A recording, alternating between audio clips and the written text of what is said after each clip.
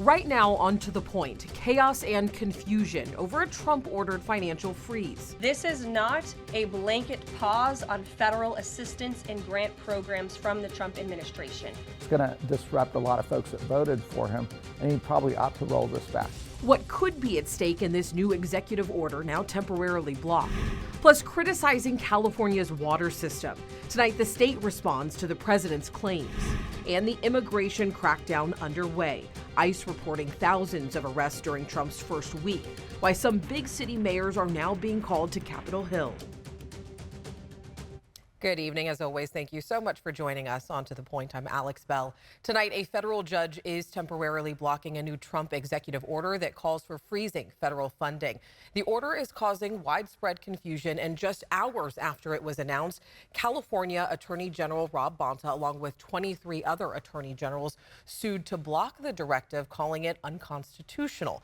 This morning, the federal government's Office of Management and Budget directed agencies to, quote, identify and review all federal financial assistance programs to ensure grants are consistent with the president's executive orders on topics like non-governmental organizations, diversity, equity, and inclusion, and foreign aid. Here's what the White House told reporters today. American people elected President Trump to be the president of the United States and gave him a mandate to increase the impact of every federal dollar.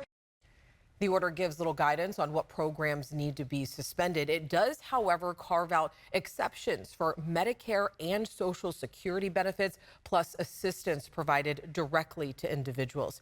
According to the nonpartisan group, the Cal Budget Center, federal funds drive 1/3 of California's budget, and they estimate that to be about $153 billion, with about 75% of those funds going towards supporting health and human services. Now, there could be a lot at stake here, but there also still are a lot of unknowns about this order. So I want to go ahead and bring in ABC 10's Jeannie Nguyen. She's been working on this story all day, trying to really track down those local impacts. That's our biggest question, right? Right, Alex. And just to name a few places that I talked to today, some nonprofit organizations like Planned Parenthood, law enforcement officials like Sacramento Police, Sacramento County Supervisor Patrick Kennedy in regards to housing projects, the Sacramento City Unified School District about school lunch concerns, and many of the responses that I got today was that it's still too early to tell just how this executive order will directly impact each department or organization.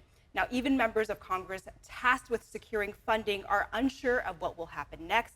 Today, I spoke with Congressman Ami Bera, who represents the Sacramento region. Here's a bit of our conversation. How are you concerned with Trump's EO today impacting the continuing flow of federal funds coming into our state? Yeah, so California relies heavily on federal funds. We actually send more state dollars to the federal government than we get back. But important transportation projects, we've gotten tens of millions of dollars for the airports here in Sacramento. Are those dollars going to come to us? Road projects, and then simple things like student aid, things like that we've been getting calls in our office on. Again, this order could have broad impact all across this state, all across this country. You as a member of Congress, what do you do usually to try and get federal funding for our state? So my job is to go out there and advocate on behalf of Sacramento County, our constituents, our region. So, as we put together infrastructure bills, as we put together, college funding, research funding, our job is to go out there and try to get those grants and those dollars. And the law does say, Congress passes the laws, appropriates the money, says where it should go. And then the president's job is to implement that. So we're going to fight the president on this. We think it's what he's doing in terms of impounding these dollars is illegal. What's your message for people and organizations that heavily rely on federal funds? The message that we've sent out to nonprofits here in our community, cities, counties, other agencies that get federal funding is, first, let us know how this is going to impact you. Then we will start reaching out. We'll reach out with our colleagues. It's not just going to be limited to Democrats. So Republican members of Congress, their districts are going to get impacted as well. Hopefully we can get the president to understand that this is going to have broad impact, broad disruption. It's going to disrupt a lot of folks that voted for him, and he probably ought to roll this back. The Sacramento Police Department has received federal grant money for some of their programs. Do you think this will impact law enforcement departments like Sacramento Police? We always go after funding for law enforcement, for police, firefighters, and others. And there are federal components that allow them to do the hiring that they need. And at a time like this, especially when we're seeing the devastating fires in Southern California, this could have a real impact if those funds don't flow to the Sacramento Police Department, the Sheriff's Department, to our firefighters. It could have a bad impact. What conversations are you having with the delegation right now regarding this? So we've got an emergency phone call tomorrow. Individuals are talking, and then we always are communicating as a California delegation. So again, we're trying to get a real sense of what this impact is going to be, and also trying to work with our Republican colleagues to say this is going to impact your districts as well. Let's work together. Let's push back and try to get him to rescind this. There's a lot of confusion right now. What do you have to say to the people watching who are confused about if whatever they're receiving might be stopped? I mean, for the folks here in Sacramento County, we've sent out a broad email to stakeholders, nonprofits, cities, counties, others that rely on federal funding. We've asked them to stay in close contact with us. If they are seeing delays, report those to us so then we can actually try to go to the agency and make inquiries. But do reach out to your members of Congress. Do reach out to our office. Now, in response to Trump's executive order today, the House GOP chairwoman Lisa McCain says Republicans are getting the country back on track, adding President Trump is right to call a temporary pause and that we need to re-examine our spending priorities, Alex. All right, Jeannie, thank you. Still a lot of unknowns, but if you want to hear more from Congressman Bera's conversation with Jeannie and what California's Attorney General had to say about this executive order calling for a federal freeze, make sure you head to the Raw section of the ABC 10 Plus TV streaming app. Today, Trump also signed an executive order aimed at cutting federal support for gender transitions for people under the age of 19. The order directs that federally run insurance programs exclude coverage for such care.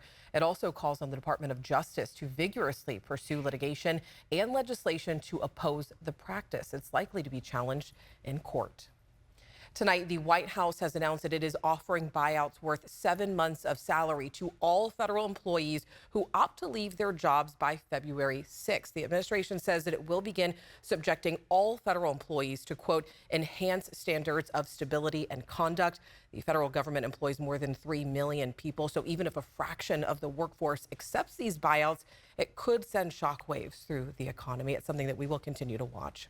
The California Department of Water Resources is pushing back on a social media post from President Trump making claims about water and the military. In a Truth Social post on Monday night, Trump said in part that the military entered California and, quote, turned on the water flowing from the Pacific Northwest. Trump has made many claims about California's water, attempting to link local water supply issues during the deadly LA wildfires to the state's water policy. Well, tonight, the California Department of Water Resources responded to the president's most recent comment saying, quote, the military did not enter California. The federal government restarted federal water pumps after they were offline for maintenance for 3 days. State water supplies in Southern California remain plentiful. Trump has also made claims about the Federal Emergency Management Agency, also known as FEMA, while touring disasters last week in North Carolina and then, of course, here in California. President Trump said that he was considering getting rid of the agency altogether. I'll also be signing an executive order to begin the process of fundamentally reforming and overhauling FEMA, or maybe getting rid of FEMA. I think, frankly, FEMA is not good. Now, many of you have wondered if the president could eliminate the agency by executive order. Our Verified team found that it would take an act of Congress. Congress would have to pass a law either eliminating FEMA or giving Trump the authority to eliminate FEMA before he could permanently shut down the agency unilaterally. So far, Trump has issued an executive order establishing a council to assess FEMA. The directive doesn't order any immediate changes to FEMA's organization. All right, and turning now to the immigration crackdown. The Trump administration is ramping up its efforts with a surge in arrest of undocumented immigrants. Here's Rena Roy with the latest tonight. Kristi Noem, the new Homeland Security Secretary, addressing her staff for the first time, sharing her vision for the next 4 years. The world is a dangerous place, and we've got dangerous, evil foreign governments that want to take us down.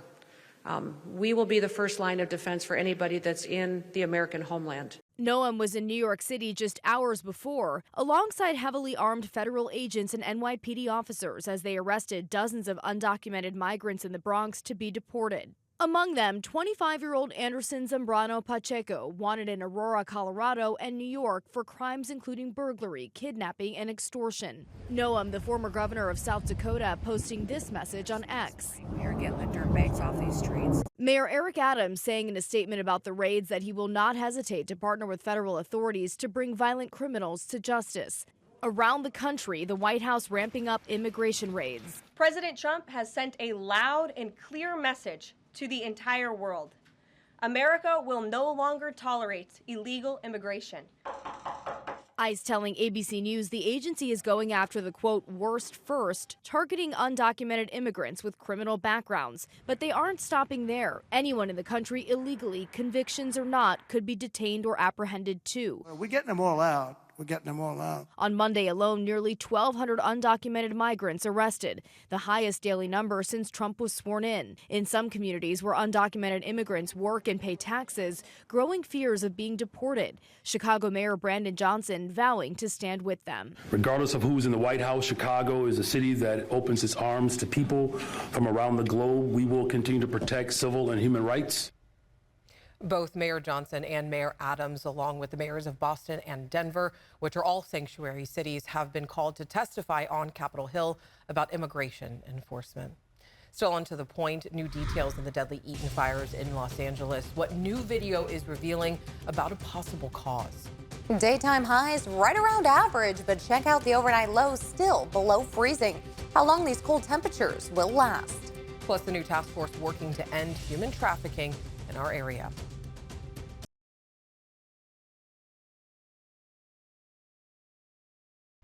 Welcome back. It's time for your weather. Let's go ahead and bring in meteorologist Carly Gomez because we have some changes coming to our forecast. Oh, yeah. And it's been very cold these last, 4 or 5 mornings. I mean, it has been nonstop, those freezing temperatures continuing.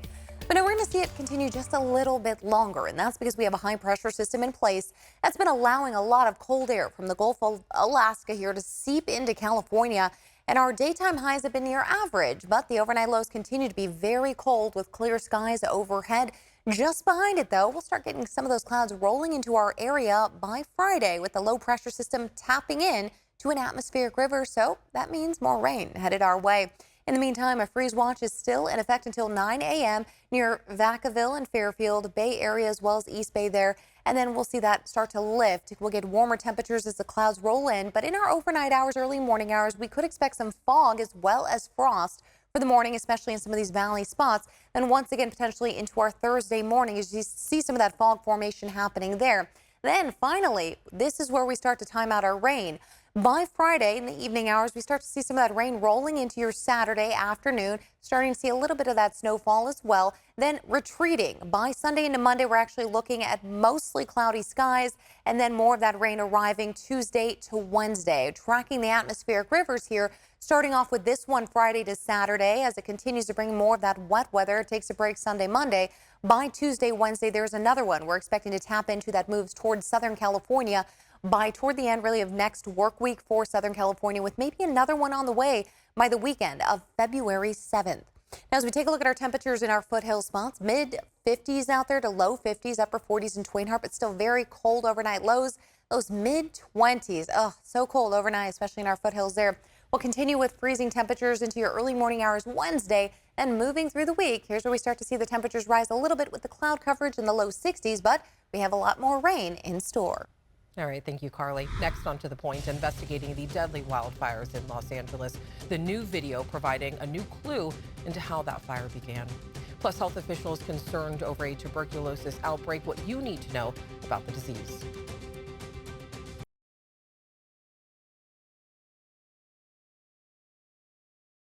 Welcome back. Tonight, new video might provide a new clue into how the Eaton fire began in Los Angeles earlier this month. We know that at least 17 people died in that fire. And now, as Jacqueline Lee reports, some residents are taking legal action against a power company. With thousands of people displaced in Altadena, California after the devastating Eaton fire, a lawsuit filed against the power company, SoCal Edison, points out alarming surveillance video that attorneys argue shows how the fire started. In this gas station surveillance footage, attorneys for residents who are suing argue this flash is when the power line sparked the flames. This other clip shows the fire spreading rapidly in the mountainside within 10 minutes. This equipment, we believe, it shows the arcing and a fire blazing just minutes afterward. Hey babe, I need you to come out here right now. We have a very big problem. What? This ring video shows residents Jeffrey and Cheryl Koo becoming alarmed at a fire sparking at the base of a transmission tower at 6:11 p.m. It appears to match the timeline from other eyewitnesses in the area. The couple speaking with ABC's Matt Gutman. At that time, when we saw it, it was just at the base of the tower. Outside court on Monday, SoCal Edison denying the claim that power lines at the transmission tower were faulty. We did not find any faults on lines. What we did is a deeper dive and we found some distant lines that did have some faults, but they don't serve the canyon. SoCal Edison tells ABC News they saw the video after the New York Times provided it and said it is evaluating it as part of an ongoing investigation. A judge ordering the company cannot alter or change any of its equipment inside the Eaton fire zone for at least 3 weeks. Sacramento firefighters have returned from helping in the recovery efforts in the Los Angeles wildfires. Urban Search and Rescue Task Force 7 out of Sacramento focused primarily on the Palisades fire. 38 members and 2 canines worked to search through the rubble, an effort to bring closure to families. The team hopes the city of Sacramento learns from this disaster, but also having comfort knowing that if we were going through this similar tragedy, other firefighters from around the state would show up and support them in their time of need. Sac Metro Fire also sent 2 of their crews. They have returned home after about 16 days of battling both the Palisades and Eaton fire. A new human trafficking task force was announced today in Sacramento. Attorney General Rob Bonta, along with the Sacramento Police Chief and other local law enforcement, announced the formation of the 3rd team within the California Department of Justice. And these teams are already in San Diego and the Fresno areas and now in Sacramento. Our objective is to use our shared intelligence to increase the total number of human trafficking investigations and prosecutions within the Sacramento area, and to hold perpetrators of human trafficking to account. The task force has already seen results across the state with more than 700 arrests and extended assistance to nearly 800 victims. Public health officials are monitoring a tuberculosis outbreak that left 2 people dead and more than 60 others infected. TB is one of the world's leading infectious disease killers and is spread person to person by germs that can potentially stay in the air for hours. Public health officials in Kansas City say they have recently seen an uptick with at least 67 cases. Experts are also urging people to look out for these symptoms. If you have active TB, the symptoms would be usually a cough that's prolonged over 3 weeks, sometimes a bloody cough, fever, night sweats, chills, weight loss, fatigue, weakness. Those would be the things to be looking for. The Kansas Health Department says there is still a very low risk of infection to the general public there, adding that right now they are focused on giving infected patients the appropriate treatment to help stop the spread. Next, on To the Point, a diamond in the rubble, what one California couple found amongst the wildfire damage of their Altadena home.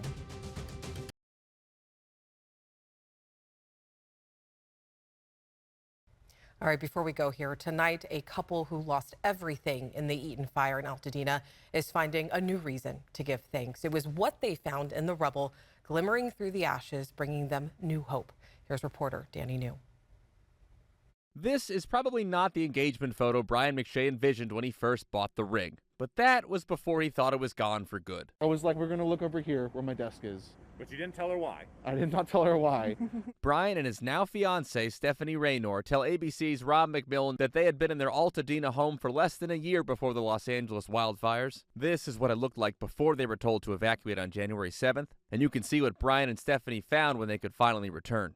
As soon as we walked up, like, it really hit us. Nope, yeah, it's gone. Besides their pets, they say they lost everything, but Brian was hoping that somehow the engagement ring he had just bought survived, even just some of it. I was thinking about it. I was thinking, well, maybe the stone should survive and maybe we'll find a little stone.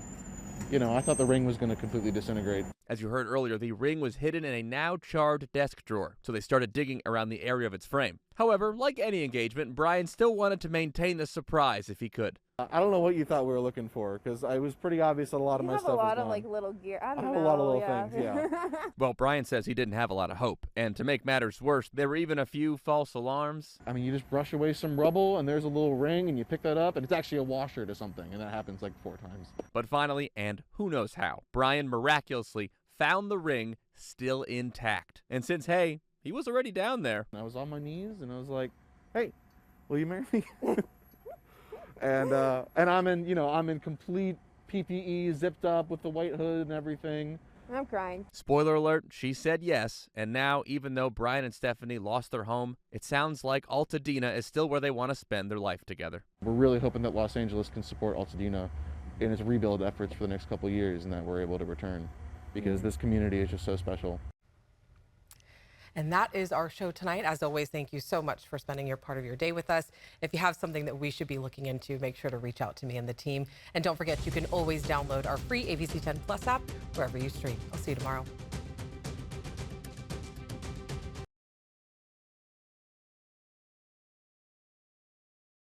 Hey, it's Alex. I just wanted to say thank you so much for watching. The To The Point team and I love hearing from you, and I hope that you'll stay in touch. And don't forget, you can always email me and the team at tothepoint@abc10.com, or you can even send us a text message at 916-321-3310.